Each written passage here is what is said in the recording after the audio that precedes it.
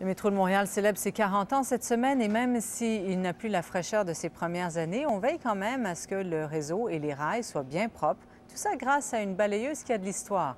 Mélanie Bourgeois nous la présente. Montons à bord d'une rame de métro, pas du tout comme les autres. Une rame unique à Montréal, à la vocation bien spéciale. 122,4 dépoussiéreurs, rappel. 122,4 à l'écoute. On déplace le dépoussiéreur du tiroir à la voie d'essai. Compris.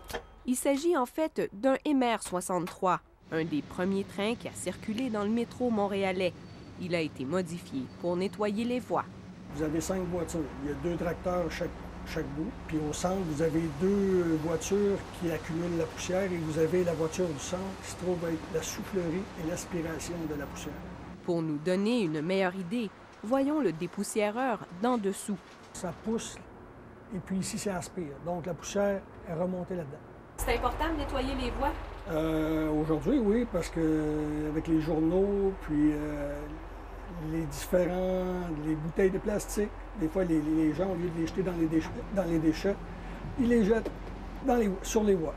Puis ça peut poser des problèmes, j'imagine? Oui, surtout avec le haut voltage. 750 volts, c'est assez haut comme voltage. Il faut 6 à 8 nuits de travail au dépoussiéreur pour astiquer les 65 km du réseau. Le jour, comme tel, on ne pourrait pas arriver entre 2 trains à faire de la circulation car ce train-là fonctionne à 5 000 à l'heure, tandis que les trains normaux fonctionnent à 40-45 000 à l'heure. Un appareil qu'on n'est pas prêt, semble-t-il, de mettre au rencard. C'est un train qui date énormément, mais il est en très bonne condition, il est toujours bien entretenu, puis ça va très bien. Il donne du très bon rendement. Mélanie Bourgeois, Radio-Canada, Montréal.